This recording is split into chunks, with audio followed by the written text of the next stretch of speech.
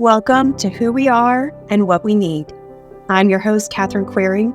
I'm a licensed mental health counselor and an advocate for needs-honoring, needs-based society.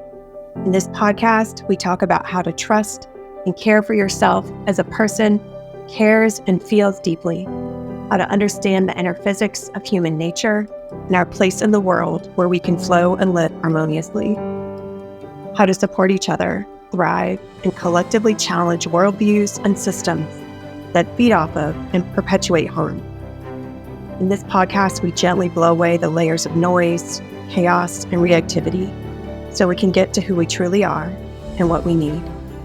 Thanks for joining me. I'm so glad you're here.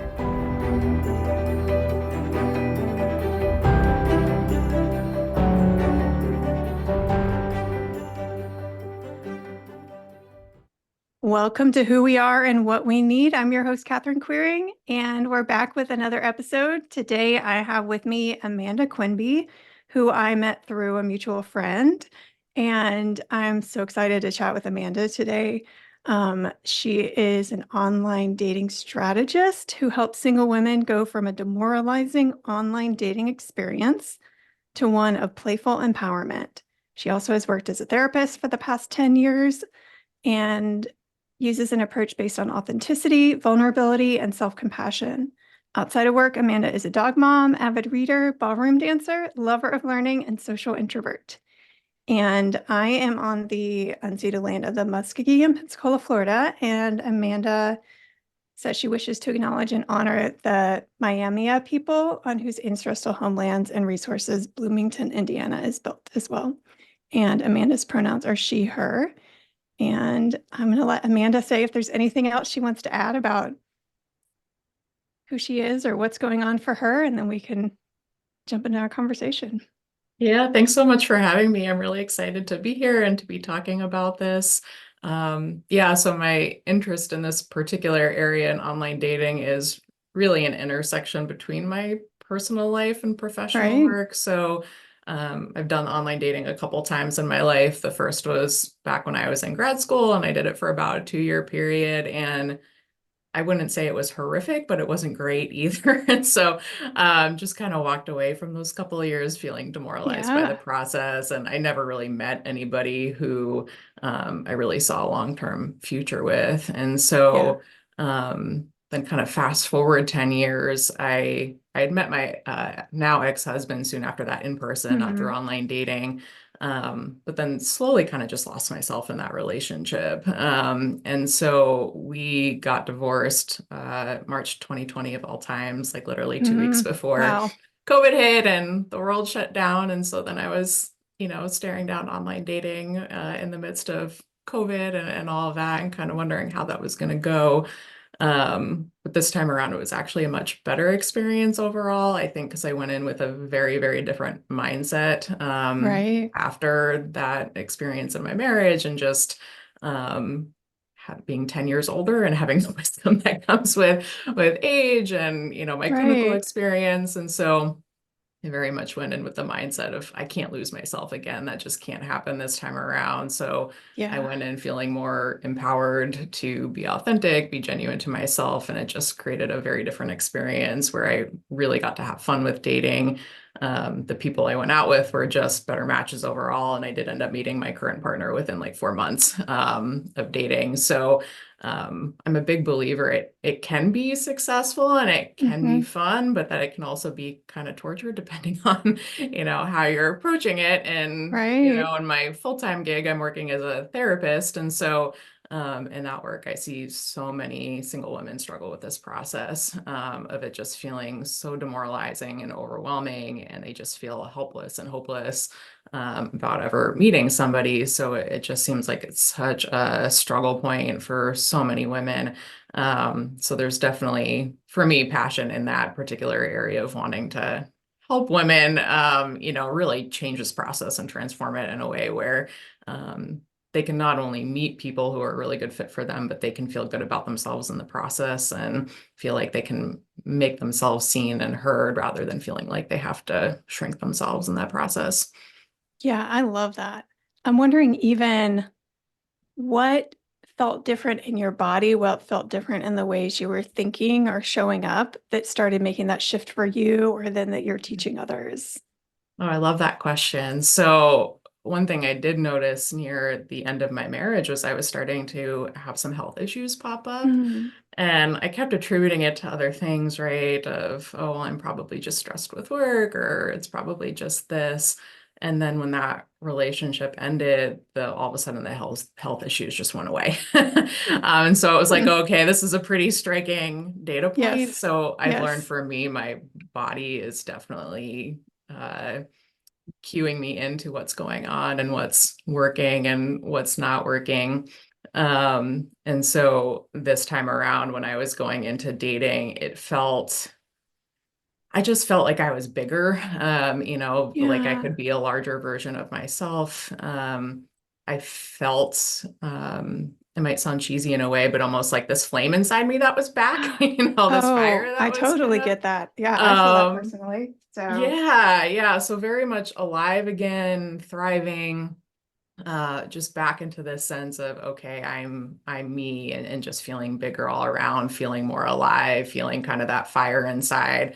So the sensations, that's what was coming up. And then the mindset was more, yeah, we're just going to be me, and however the cards fall, they fall. And I did end up getting my heart broken in that process. It mm, wasn't that it was all sunshine and roses going about it in that way, but it right. still felt so much better overall. Right. Um, Like you still have yourself through the whole process. You're not losing yourself, even in the pain. exactly, Right. exactly. Yeah, it's a Yeah. very different experience to be in pain and still feel like a whole version of yourself versus feeling like you're being chipped away at in terms Right. of who you are. Absolutely. I often use the language of like being your best ally, right? That Hmm. sense of like, not just you have your back, but you can defend yourself. You're not going to abandon yourself. Like you trust yourself. You're going to stick up for yourself. You're going to care for yourself, right? You're going to make space to be self-expressed, like all of those things, right? Yeah, and I think so often it's the opposite for us as women that we treat ourselves as the enemies, Right? and we can be so mean to ourselves and critical of ourselves. And, one checkpoint I always have for women is, would you say to a friend what you're saying to yourself? And Yeah, when you say it nobody has to aloud, do. it's often so harsh what comes out. And so, yeah, I think it can be so easy to fall into that trap of, yeah, not being your own friend and ally, and instead kind of treating yourself as the enemy. Yeah, I actually was just doing a training lately that talked about the difference between using like shame, punishment, guilt as motivation versus self-compassion, and Mhm. that guilt and shame and pressure get the job done faster, but it doesn't last. And self-compassion takes a little bit longer to build for motivation, but it lasts, and you obviously feel better in the process. I like that a lot. Yeah, I don't think I'd thought about it in that way of it getting the job done faster, which yeah, it probably does. I'm thinking of parallels with like weight loss and things like that. Of Yeah, yeah, some right, of the strategies that are out there, they might work more quickly, but that doesn't mean they're actually sustainable or healthy in the long term. So right. yeah, it's kind And of I, what is sustainable. right. And I love it when science backs up and is confirming like what we experience in our inner knowing, right? To Yes. be like, yep, that actually is better for me in the long term. Yeah, It is actually going to absolutely. work better. Yes. Yeah, I'm a big fan of science and research for sure. So when it lines up with the intuition, it's yeah, super cool. Yeah. I was going to mention too, when you were talking about your body being sick, when you were losing yourself, have you read or heard of Gabor Mate's book, The Body Says No? I know of it. I have not read it Yeah, at I this haven't point. read the It's whole on my thing. to read list. Yeah.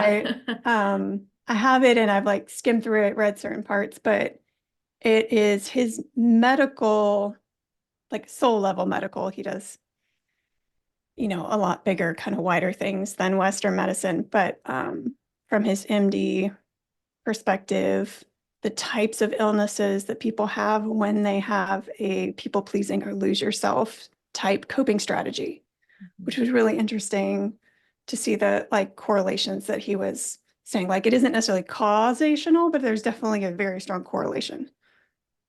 Yeah, and that's fascinating too to see it can Yeah. maybe pop up in certain ways if it is related to the people-pleasing tendencies. Yeah. And yeah, it matches kind of anecdotally to what I've seen for myself and what I've seen for other women of, maybe digestive issues or frequent headaches or exhaustion, Hmm. more of those chronic health related things that Right. don't seem to have a clear cause, but Right. then yeah, ebb and flow based on how things are going for us. Right. And at the beginning, or feel more socially acceptable, right? Hmm. Than maybe being a little bit louder, taking up more space, being more assertive. But then when there isn't a medical reason for it, you end up feeling even worse, I think, in the long term, right? Absolutely. Yeah. It's Yeah. another level of lack of validation, lack of being seen or Hmm. heard. So it, yeah, becomes a little bit of a vicious cycle then of maybe shrinking even further when that happens. Yeah, absolutely. Right. Yeah. Yeah. Well, I'd love to hear some of the things you've learned. I know you have like a red flags kind of freebie that we will share with everyone, but I'm curious if you can give us some of like the general things that you've learned to look for, or, however much you want to share about that. Yeah, it's interesting. I created that red flags checklist from this perspective of so many women ask, okay, what do I look for, right? What are these signs that I should be keeping an eye out for? And I think it's a great starting point to kind of have these check boxes in a way to keep an eye out for. But ultimately, what I think is the biggest sign to tune into is what are your gut reactions to Yeah, the different situations that you're encountering? Because more often than not, your gut is going to cue you into those red flags and go, something's not feeling quite right here. It's just so easy to dismiss those, I think, and rationalize them away or to right, blame ourselves, saying, oh, it must be us rather than them, or to right, want to not be quote unquote mean, even though right, maybe what we're doing is actually just assertive in right. some way. So I think our Or guts, yeah. not feeling like you have permission to act on it unless you also can accompany it with like a rational reason why, right? Yep. When sometimes we just have this, our body is what keeps us safe and gives us safety cues, and it's okay to listen to that without a rational reason why. But that is a whole new way of learning that we haven't been taught in our society. Oh, 100%. And I know I'm still guilty of that to some Oh, extent. yeah. It's something I try to be mindful of and aware of. But if I'm having a gut reaction, yeah, I'm always searching for the reason and the rationale. And sometimes it's just not obvious. Sometimes we don't have the information that we would want to maybe know exactly why our body is responding in that way. So it's hard when we feel like we do have to rationalize it and come up with that logical reason for why our guts are telling us something. Yeah. Yeah. I think, even a step back from that, there's often such a disconnection from our bodies Hmm. and lack of permission to listen to our feelings or our body sensations. And then sometimes the step before that, like I was saying, is like even being so cut off from them that we're not aware of them, Hmm. right? And we go into the thought spirals or whatever to try to like deal with that because we don't have that information. And so the first step, if that feels difficult, is like learning interoception, is learning that like connection and to be able to have like learn emotional intelligence skills about like, oh, that feeling is this, that sensation in my body is this. So now Hmm. I'm like creating a map and a compass for myself. Yeah, absolutely. And I know I wasn't taught that growing up by Yeah, any I means, wasn't. right? I didn't learn how to tune into my feelings or my body in that way. And yeah, there's so many layers of the onion in that of what I think most of us are typically aware of our thoughts first, but then what are the feelings that are accompanying that? What are the physiological sensations that are tied into that? And then often there's more nuance and depth even to that of, okay, what are the detailed nuances and the physiological sensations and the feelings? So yeah, it's Yeah, a lot of nuance that's not right, natural often to tune into. Right. And to not overanalyze or try to change, but just use as information. I just Exactly. think it's helpful to say after you said that, Yes. because I often we can be like, but I don't want to feel that, right? Or I need to explain that away or rationalize it or whatever, instead of saying like, okay, that's information. And I Mhm. don't also have to like obey that, Yeah. right? But I can use it as information about what I need, who I am, like what I'm longing for, what I Mhm. have or don't have already, what I want. Yeah. Yeah, I'm working with my own therapist right now, and she very much specializes in this. And Mm, uh, it's hard work, but such helpful work. And she uses the language a lot of those physiological sensations that come up, or those feelings you notice. They're there to protect you. yeah. They're serving a beneficial purpose. They're there Right. to help you and support you. And yet, yeah, often we're trying to shut it down and go, oh, I don't want to feel this way, so let me try to make it go away as quickly Right. as possible, versus Right. maybe let me lean into this a little bit more and pay attention Right. to what is this trying to tell me? How is this trying to Yeah. protect me? Um, how is this trying to benefit me overall by showing up in this way? Yeah. And I don't know if you do parts work in your therapy, but that's making me think of like not ignoring the part of you that wants to squash that or get rid of it either, because it has a valid need as Yes. well. So, like having both be able to be in the room Hmm. at some point or get information from both and then be able to be like, okay, so how do I take care of both of these desires, needs, parts of me, however you want to say that. Right. Yeah, and it can often be very hard to hold contradictory pieces of information at the Right. same time, or things Right. that feel contradictory. And I think like younger versions of ourselves can't do that, right? Like we need our highest, wisest self or like an adult feeling self, right? That can hold that kind of perspective Hmm. to be able to do that. And sometimes it takes another person, like a therapist, right? Like for the ones Yeah. that feel so big and strong. Like that's one Hmm. of the things that I think therapy is so good at or can be good at if you have a therapist that's trained in that, right? Well, I think dating in particular, it can be so hard to hold space for these multiple conflicting, contradictory Right, feelings that come up, particularly early on in a relationship where you might be caught up in the excitement of how things are going. And then when suddenly these red flags are popping up, there's a right, desire to go, I don't want to feel this, or right, how can exactly. this be coming up when things were so good leading up to this? I had one situation in particular before meeting my partner where that was the case, where it felt so amazing right off the bat, where there were feelings of that I had never felt with anybody in my life before. It was just so powerful and so strong. The way I described it at the time was kind of like going from was seeing in black and white to seeing in color. There was just something about this Oh, connection that was really, really powerful. yeah, And then when the red flags started popping up, which they did, it was so, so hard to actually give room and space for those, because it was how can this exist at the same time? How can these really right, intense, strong feelings be happening and also these really negative cues popping up? So yeah, I right, definitely fell into the pattern of, well, I'm sure it's right, okay, right? I'm right. just gonna kind of put this in a box and compartmentalize it over to the Absolutely. side. And then, sure enough, that one blew up later on. So yeah, I think it's really, really hard to just be able to say, okay, yeah, I can feel this really strong, powerful, positive feeling on one hand, and I can also acknowledge that there are flags here that I really need to be paying attention to at the same time, and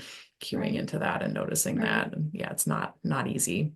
right. And even maybe having the temporary, I don't know, truce or what word I'm looking for exactly of like, it's okay to keep pursuing this relationship because of the good feelings and know that there's red flags at some point. Yes, It may be a problem. exactly, But like, I exactly. don't, because there's red flags, I don't have to cut it off right now. I do have choices. Yeah. And if I wait longer, it might involve more pain, but it might also involve more of this connection or pleasure along the way. Right. And So, that's kind of what I ultimately ended up saying to my right, friends, because I had a few that were like, Amanda, like we're right, worried, we're a little concerned, right, what's happening. And I said, I am aware of the flags. I'm not ignoring these at this point. I right, am taking those into consideration. and I want to see this through to better understand what this other piece of the connection is, of what is it Right. about this person, this connection, or what they're bringing out in me that feels so important. And what I ultimately ended up learning from that was this person was very good at making me feel seen and heard. And so Yeah. that ended up really being my learning experience from that connection of it is just so important for me in a relationship to feel seen for who I am and to have that acknowledged and have that be celebrated in a way. And he did that in a way that nobody else had. And so that was something I took away, even though it ultimately didn't end up working out in the end. I was able to kind of take the lesson I wanted. So yeah, absolutely. I think there can sometimes be that black and white mentality of okay, don't keep going if it's you're Right. maybe seeing certain things, but there can sometimes be benefits of continuing as long as you're acknowledging those pieces and aware of them and not pretending like they're not existent or Right. don't have the potential to potentially cause problems down the road. Right. Right. To be like, can I have both of these pieces of information without starting a tug of war? It'll like make it Exactly. harder. Yeah, exactly. Right. Exactly. Yeah. Yeah. hmm I'm curious. That made me think one of my questions that's been coming up for me is that intense kind of connection that happens, like a spark, like a soul connection, like a, really intense connection that feels really good. Um, with someone you've met, whether it's a friend or a romantic partner, even like that happens with friendships too. Um, is there a way that that's ever healthy? Like, or is there a way that that's ever like, I don't personally know what to do with that. This has been kind of an ongoing question. I know relationships I had in the past that was our connection. Um, there was not enough health in the person and like other things and growth to support that. Yeah. hmm Right. But I don't know if it's always dangerous. And that's been kind of a question that I've had. And I'm curious from your experience or what you've seen, what you think about that. Yeah, I think it's such a messy gray area. And I think that's what makes it so complicated and difficult to sort Hmm. out because in some cases, it can definitely be a little bit of that red flag or warning sign. You think about love bombing with narcissists, Right. right? That's often now more common language that people are kind of hearing a little bit more Right. often. So if you're noticing this strong feeling right off the bat or this love bombing that's happening, it's Yeah. oh, be careful. Right. But the way I look at it too, which I think has kind of a more maybe positive spin on it, is if you're noticing that, what is that bringing out in you that you like and appreciate? Hmm. Because the times where that's happened to me in my life, yeah, ultimately the relationships didn't work, but there was something about that connection or something Hmm. about that person that brought out something in me that I really appreciated or liked. So I'm thinking of one guy I dated in college, and I grew up very shy, very introverted, very socially anxious, and he was a person who could kind of get me to come out of my shell more, very much kind of pushed in a way that felt comfortable and good Hmm. to do things I wouldn't normally do. And so I had some really amazing experiences in college that, he was kind of the impetus for, and I'm so grateful in hindsight I did those. Um, but I think it wasn't really dependent on him in the out, in the if you think about it from like an endpoint, Right. those were things I could learn to do for myself over time. It was just learning more about myself in that process and growing in that way and going, okay, Right. this is a way I want to be in the world and act in the Right. world. And same thing with this situation last time around of, okay, I really want to feel seen and heard in my relationships and just tuning into that. So it was more the person or the relationship was a catalyst for something inside of me that maybe needed attention, or Hmm. something that I really needed to kind of cue into about myself. So that's been kind of my reframe of it in a way of how can Right, I turn right, those feelings into a little bit of an introspection in terms of me and how I want to be in the world and the things that I want to do. But yeah, it's complicated and messy since often they can be tied up in kind of red flags as well. So right. it's, I think, hard to separate out what is problematic and then how do I also tune into these pieces that feel really good and kind of look at what is this telling me about myself at the same time. Yeah, yeah, I like that. Are you familiar with the Enneagram at all? Yeah, yeah, I am. So I think of one way of thinking about that as like the sexual subtype or the one-to-one, right? Yep. That like is looking for that intense spark and connection, Yes. right? And so wants to have that like all the time with, somebody or multiple people or some way. And that's my subtype.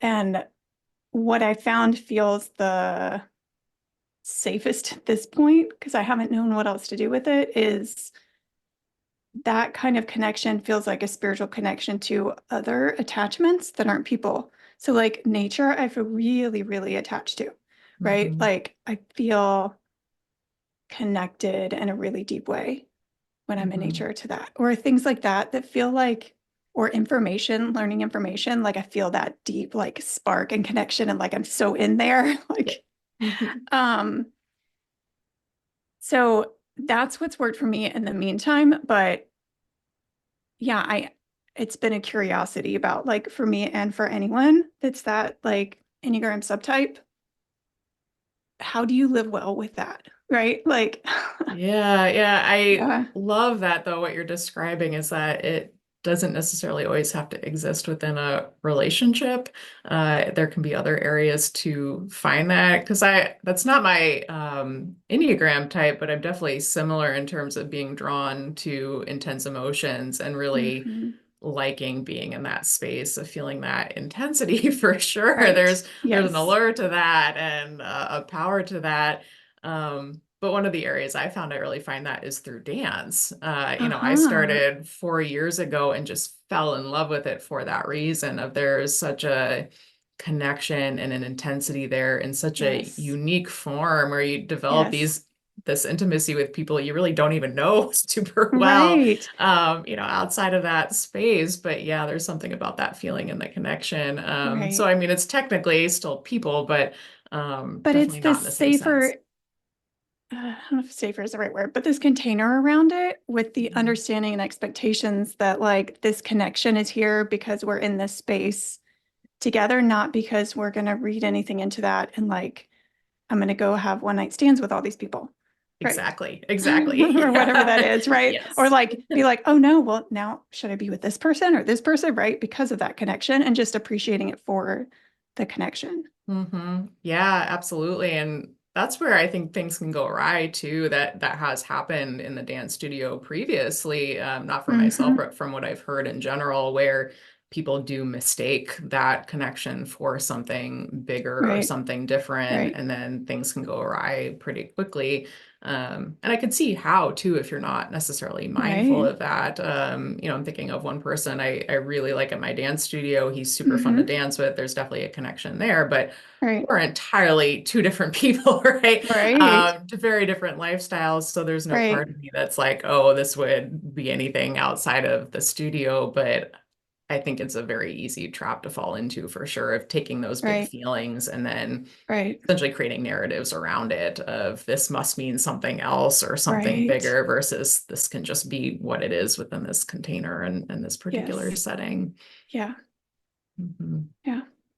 Yeah, and I think with dating in particular, since you're in that space to date, that's where the brain naturally wants to go to of, Hmm. Right. okay, if I'm feeling this way, this must mean this is the it person, this is my Right. soulmate versus this could be a connection, and there Right. could be something really powerful here in its own unique way, but that Right. doesn't necessarily mean this is ultimately my person in the end. And Right. it's kind of looking for are the other important less emotionally intense pieces also Yes.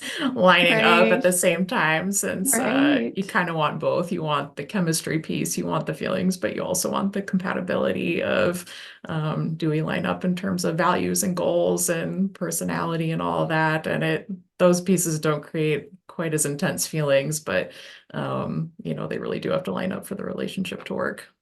Yeah, absolutely. Yeah. Mhm. For the untamed, unmasking, overwhelmed, burned out, fired up, cycle breaking transitional characters. For the justice minded, compassion fed, curiosity led, self trusting, flow loving, inspiration seeking, neurodivergent healers. For the queer, creative, expansive, empathic, spoony, spicy, sassy, slow moving, novelty seeking, witty, wild, magical, and mystical. We are you, and we are here for you. We are the empathic changemakers, an oasis for transitional characters, cycle breakers, and deep thinkers to grieve, heal, rest, belong, and create the collective care and spaciousness that we want for ourselves and the world. Come rest, come be inspired, come dream and imagine, come be yourself and play, come rage and grieve and belong, come be. Find out more and join us at catherinequery.com/changemakers.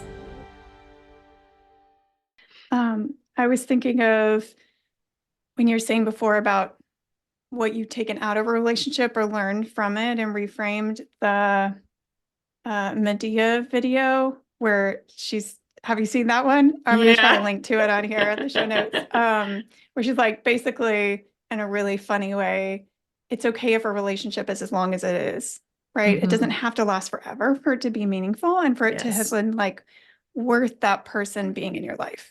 Like that Hmm. can still be a worthwhile thing and it not last forever. Yeah, and I think this is where society's messaging comes in so strongly of it's sad to me in a way when I hear women talk about how they feel like they're failing in their lives if they Mm-hmm. haven't met the person they want to marry by the age of 26, or they Right. haven't had the first kid by this age, versus this really getting to be your own journey in whatever way you want to craft it, whatever that looks like, whatever age you're at. And that, yeah, each relationship can kind of be its own chapter, its own journey. And even if that's not the final destination, that maybe you take a lot from that into the next relationship. And so, yeah, I mean, me and my partner, we have a very non-traditional kind of pathway compared to kind of Mm-hmm. society's messaging, in terms of what it should look like. Of we're both divorced, I'm 39, he's 51, and yet we both Mm-hmm. say like we're in the healthiest relationship both of us have ever been in. And um would we have been able to get there without kind of going through this pathway? Right. Probably not, because we both learned so much along that journey and that pathway. So yeah, I think society's messaging can really mess with people's heads and kind of set up this expectation that there's a right way or a wrong way. And if a relationship ends and you just wasted a bunch of time and somebody and you just Mm-hmm. lost all this time, versus, Right. okay, maybe that time was needed, and can you appreciate that for what it was, even if it didn't ultimately work out in the end. Right. Mhm. Yeah. I'm curious. That makes me think of,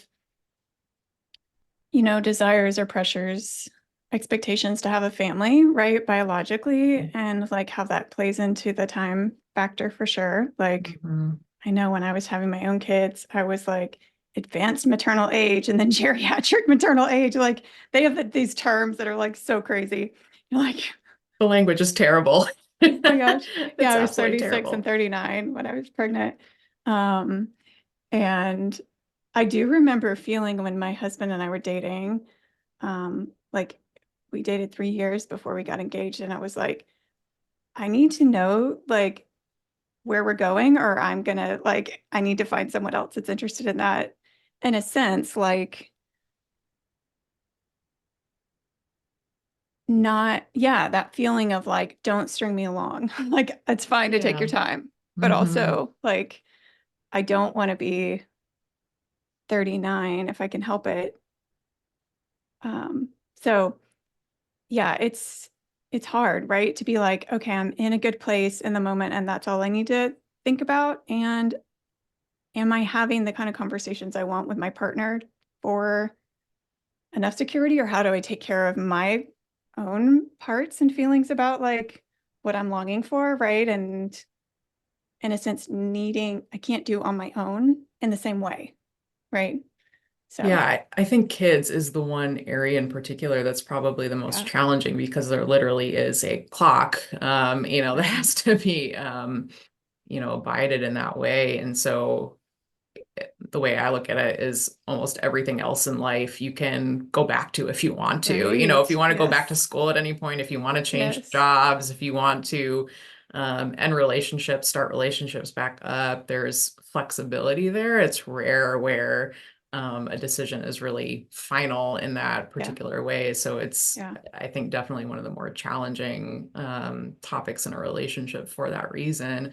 Um, and yeah, that communication piece can be huge. And I mean, going back to kind of this idea of just being yourself and being authentic, I see so many people are hesitant to have those conversations of, again, I don't want to be too much. I don't want to be right. too loud. I don't want to come off as too strong or too much or too Right, needy or too much of a burden versus okay, I have particular things that I need and want in my life and in a relationship. And you can communicate those in a way that's still approachable to a partner. I right, think language plays a large role in that. If it's, okay, right, you to be on board or, you're out, that's different from, hey, this is something that's really important to me. And I just want to let you know that so that neither right, one of us is maybe wasting our time in a connection where right. we're maybe not on the same page or ultimately not wanting the same things in the end. Yeah, yeah, that makes sense. Mhm. Um, I'm curious if there's anything else that's coming up for you in our conversation or anything you wanted to make sure that you brought up that we haven't Yeah, touched one on other yet. thought came up on that of just I think the hesitancy to express needs and wants in a Mm-hmm. relationship and that just being a really stuck point, I think, for a lot of women. And I know I used to be like this for sure. It was always really, really hard for me to express myself. Yeah. When I was in college, I was kind of in a situationship. And Mm, a lot of it was because I was so terrified to yeah. just tell this person how I was feeling and what I wanted. And I just spent so much time trying to mind read and figure out okay, Yeah. where is he at and what is he wanting versus what do I want and how do I put that out there? And I mean, it took me, I think it's almost embarrassing to say, but 5 to 6 years before I finally just said, hey, where are we at? What are we Right. doing? Are Right. you on board with actually making this commitment or not?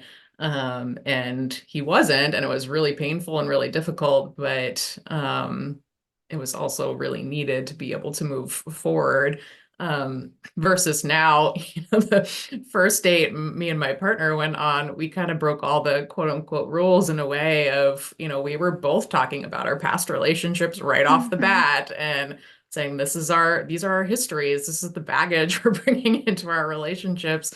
We both had stuff we were still processing and working through at the time, and yet we both brought it up right off the bat. And I think a lot of people would look at that and go, oh no, couldn't you have risked, scaring somebody off by talking Right. about past relationships right off the bat? But, um, my way of looking at it is if I had scared that person off, that would have been knowledge it was not a good fit because I need to be open and Right. honest in my relationships. And I think in being a therapist, it just is part of my personality. If I want to have the in-depth conversations early on and I want to be able to ask the deep conversations and I want somebody who's going to be comfortable with that. And so, yeah, I think it can be scary to put ourselves out there and express our feelings and our needs and where we're at. But I think it's also kind of a healthy test of a fit in a relationship too, of how does that person respond to us being us?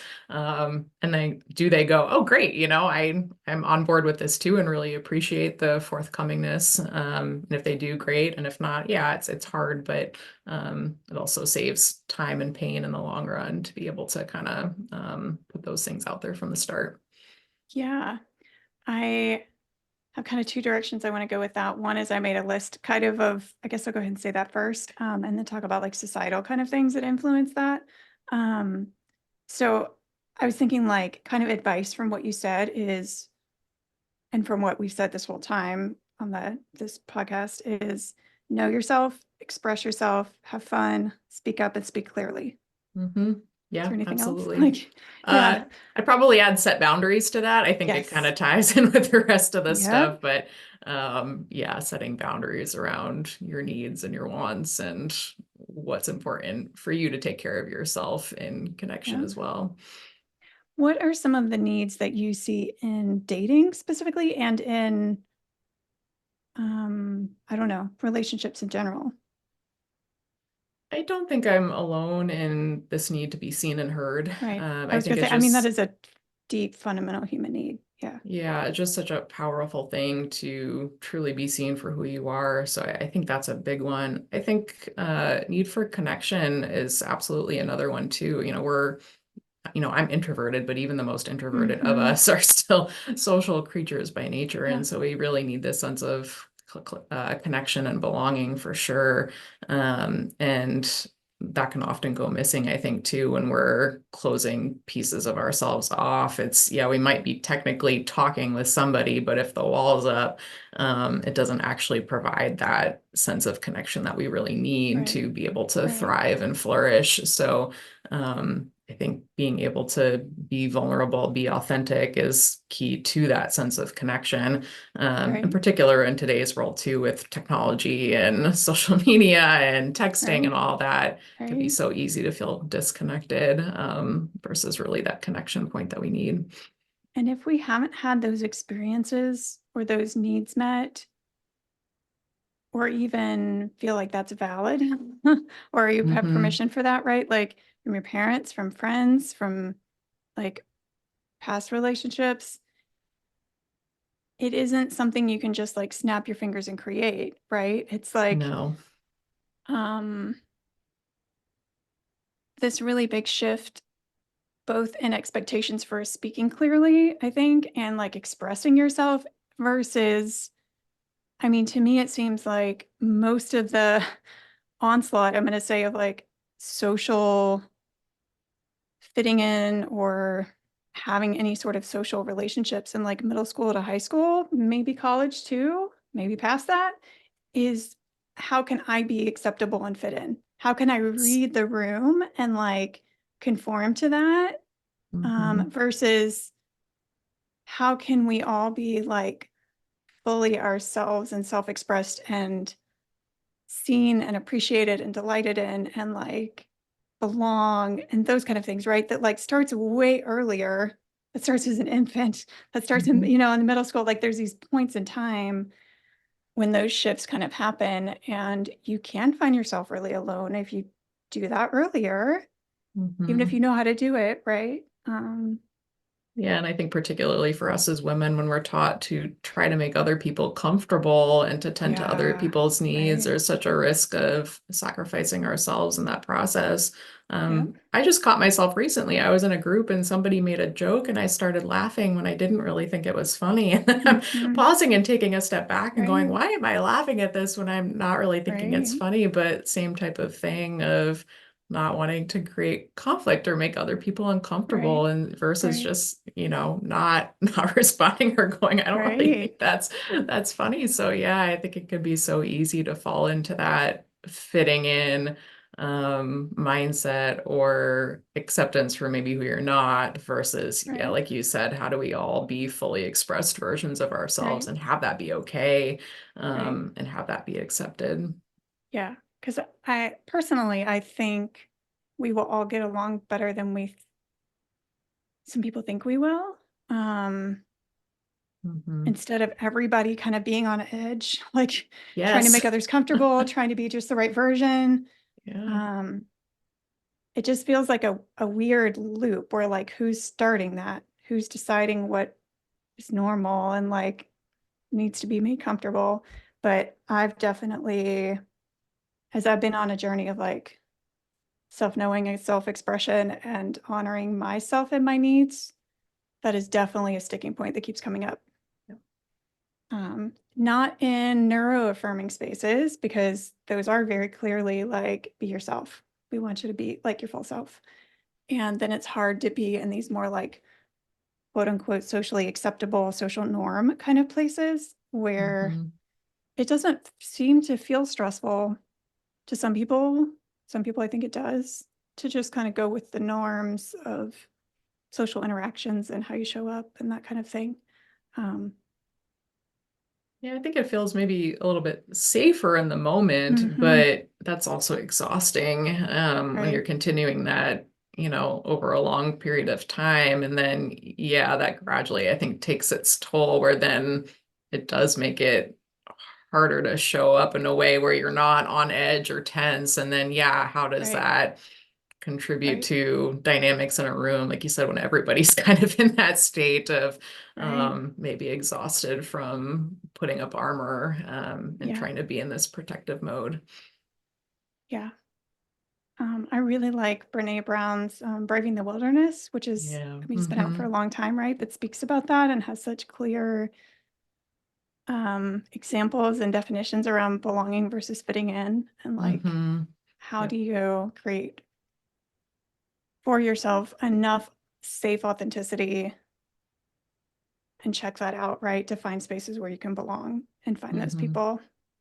Yeah. Yeah, I love Brene Brown and all for resources and stuff. And yeah, I mean, I think half the battle too is just catching it and being aware of it, because it's not a perfect process, right? When you're working through this or working on it. But I think just being able to kind of catch it and notice it and go, oh yeah, okay, I'm doing that again. And then it Right. gives more room to kind of look at, okay, how do I Yeah. actually want to be and how do I want to show up in a more authentic or empowered way? I'm curious if you have any insights about how to know in your body or with other cues what is accommodating, feeling pressure to make others comfortable, people pleasing versus like compromise and solution oriented kind of things that need to happen in a relationship about how you affect each other. And I think that can be really confusing for those of us Yes. who are so used to accommodating and making others comfortable. Hmm. How Yeah. do I show up and still be considerate? Yeah, I agree. I think it's a super confusing Uh, area and very hard to tease apart what's what.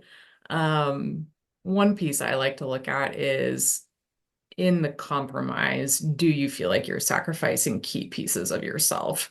mhm, So I think I read that somewhere at one point where it said that healthy compromise, in that neither person should really feel like they're sacrificing a key piece of who they are as a person. So, mhm, um, as an example, I think of this with, dance being a big part of my life. If right, my partner was like, I'm not comfortable with you going to dance at all, that would be self-sacrificing if I were to give that up, because that's so right, important to me. That would be giving up a key piece of who I am versus, right, hey, I feel like you're out 5 nights a week at the studio. Could you maybe mhm, cut it back to four, right, so that we could make more time for us, in the relationship? That I right, think would feel like a fair compromise of, I'm still staying true to who I am and engaging in right, this thing that's really important to me, but also right, tending to his needs for maybe quality time in the relationship at the same time, by going, okay, I'll go from 5 nights to 4 nights in the relationship. So yeah, I mean, I think that can be a checkpoint of, do I feel like I'm sacrificing a key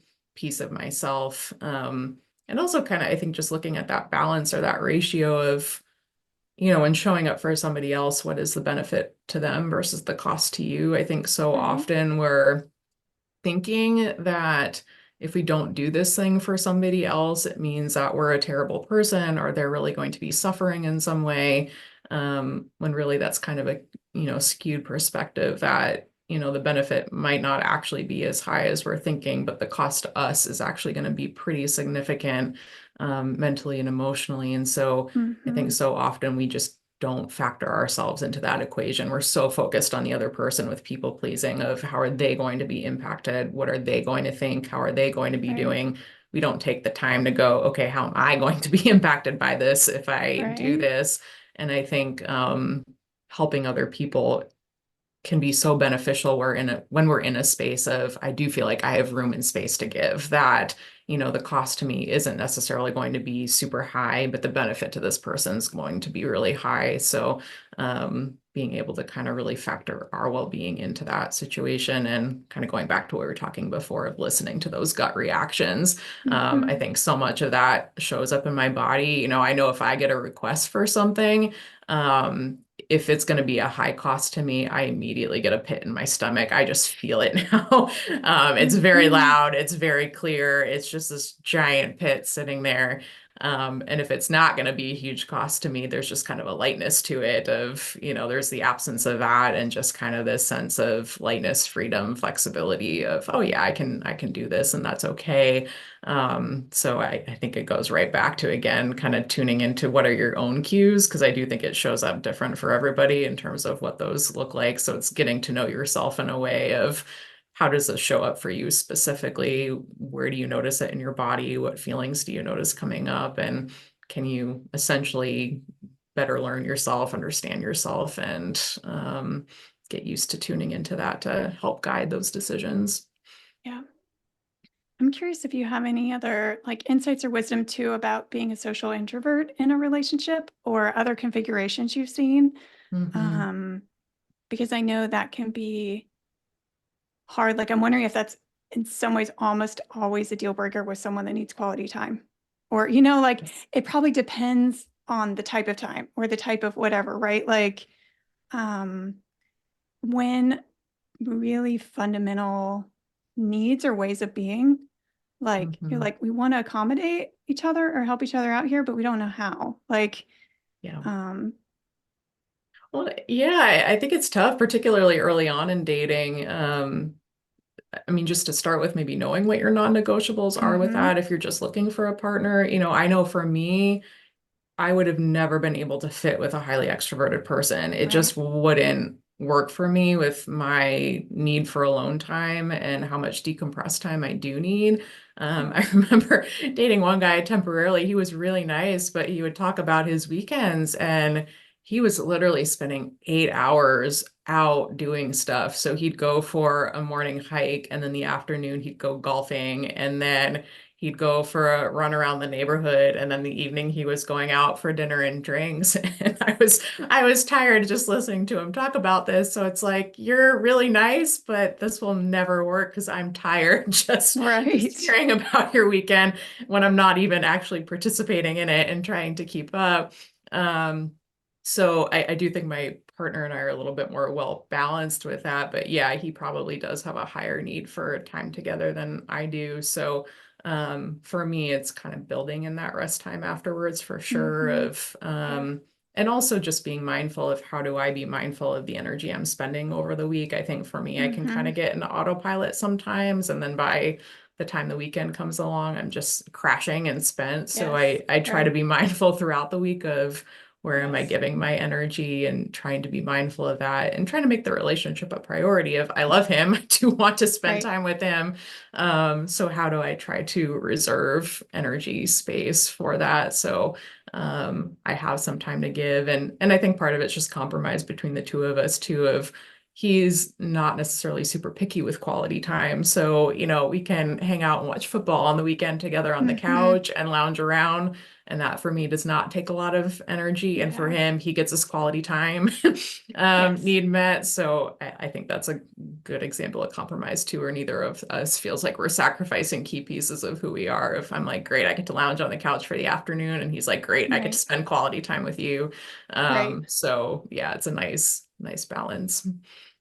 So I'm gonna add in another piece to that may be like out of your niche of who you usually see, but is, I don't know, interesting to me that, like, for example, with me and my husband, it worked really well when it was just us. And then once we had kids, it was a lot harder for us to get downtime because we both need a lot of downtime and enough connection time with just us and connection and care for the kids where like one of us can be on and not just so depleted, right? Like Mhm. it throws a whole nother like realm into it. Yes, Like, absolutely. oh my goodness, how do we meet all these needs now? Yes. Um, and so, yeah, it's a lot of constant communication and negotiation for us, for sure. Yeah, I think when you've got two two parents with that high need for alone time and low stimulation, yeah, having kids is then challenging. I think one thing I recommend for people who are, in the privileged position of doing so is trying to hire that help if they can. Yeah. Right. I think I see so many people where they feel guilty for that of, Right. well, not everybody can do this, so I Right. shouldn't. But it's like that's Right. not by not doing it, it's not helping anybody else and it's not helping Right. you. So there Right. can be room to go, okay, I'm very grateful for having this privilege and let me take advantage of the fact that I do have Right. it and can create more ease in my life. And by creating more ease, then you can often also show up for other people more too. Right. So, Exactly. kind of a win-win. But yeah, I mean, I've also worked with individuals where maybe they don't have family nearby, they don't have those resources, they don't have the community, and yeah, it's hard. It's a struggle for sure Yeah. to have those needs met. Sometimes it's trying to get really creative, and sometimes it's just trying to take the small wins wherever possible. So it's maybe not taking a whole day off, but maybe is it 10 minutes where you're truly disconnected Right. from everything, noise, kids, Right. people, whatever it might be. So trying to, grab it wherever you can get it. But yeah, I think it's a trial and error process and something that's really Yeah. challenging for sure. Yeah. Well, I'm going to bring it back to more what you do, and I want you to share if there's anything you want to share about how people can work with you and how they can find you, and we'll link to how they can find you in the show notes as well. I know you gave those to me. Yeah, so my main offer I'm really excited about is my Dating with Audacity membership. So it's really going to be a community for single women who want to transform their online dating experience, who not only want to find their partners and find people who are a good fit for them, but also really want to feel more empowered and authentic in that process and really stay true to themselves and feel like they can be them, and not have to make apologies for that. So it'll be set up where there's a training every month and then also a couple times a month where we can hop on and do Q&A and kind of talk through different situations that are coming up for people and get feedback and support, but also get that sense of community as well. Because I know this is a hard thing to do when you're going through it alone, and particularly if you've got friends who are paired off or married and doing their thing that way, it can feel very isolating. So I want this to be a space where people can feel like they really have the support and validation and community that they're looking for from other women who are also going through the same thing. So I'm really excited to be kind of starting that up and looking into that. So, and then in terms of where people can find me and the freebie for today, they can find that through playfullyempowered.com/red flags checklist. So the checklist we were talking about before, where it does kind of outline the top 15 red flags, where if you're not quite used to tuning into your gut yet, and really kind of needing more of that tangible resource to turn to, that goes through the top 15 that I've kind of seen come up most commonly in online dating. Well, I really appreciate that. I was going to mention too, I almost did earlier.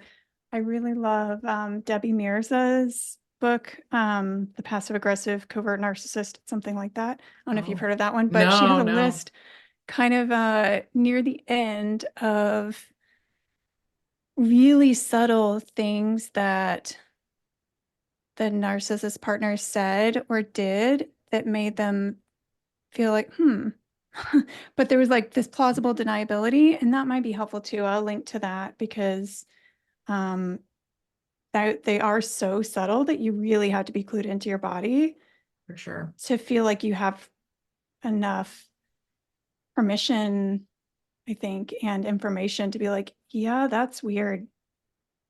Well, and I And also I don't have have in to accept my their explanation if that also feels weird.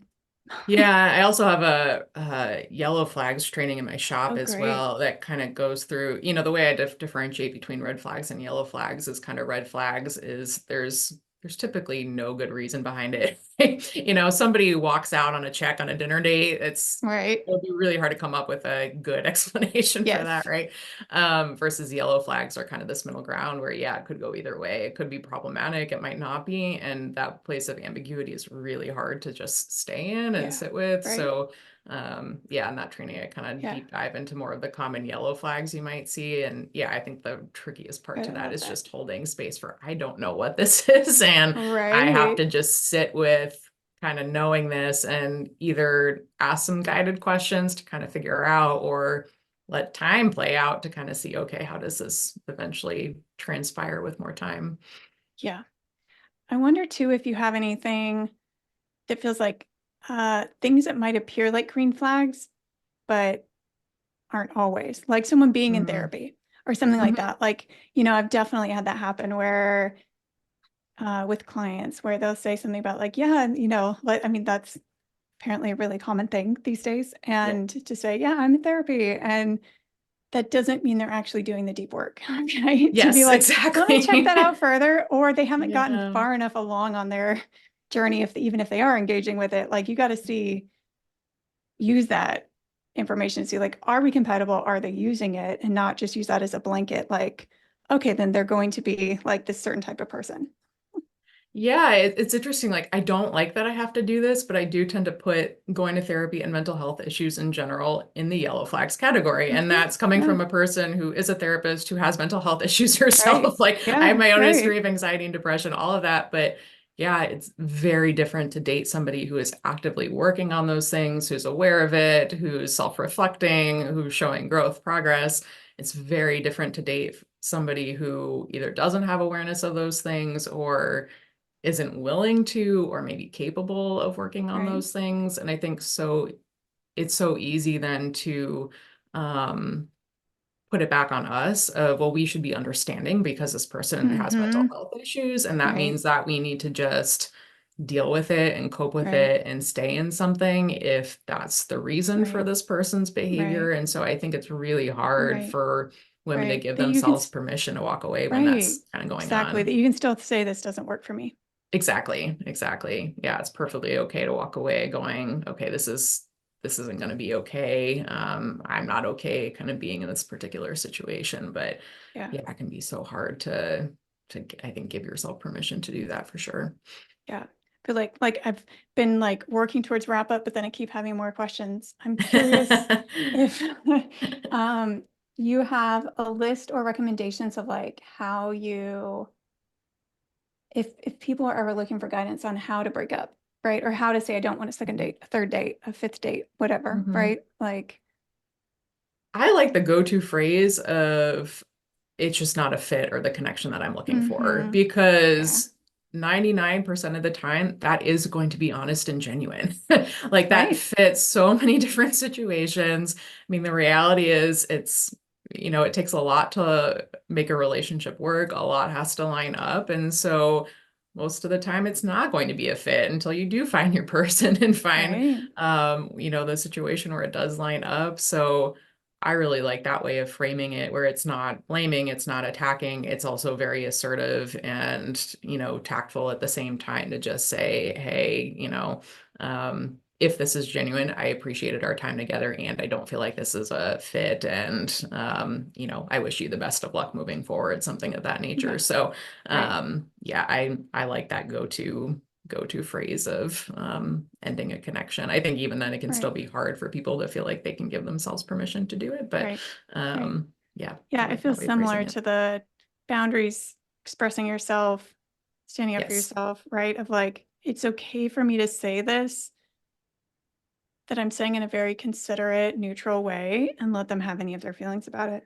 exactly. That's okay. Exactly. Yeah. And if they are having a reaction to that, or responding really poorly, being able to recognize that's not on you, that Right. you did everything that you needed to do on your end. And if that person's having a reaction, that says everything about them and what's going on for Right. them and Right. nothing about you.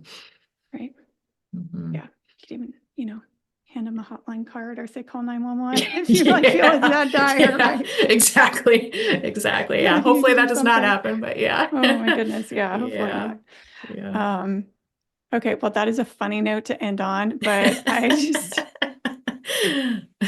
want to say thank you so much for being with me today, Amanda, and sharing your insights and experiences and wisdom with our community. And I look forward to when the podcast comes out. Yeah, thank you for having me. This was lovely. Awesome. Thanks so much.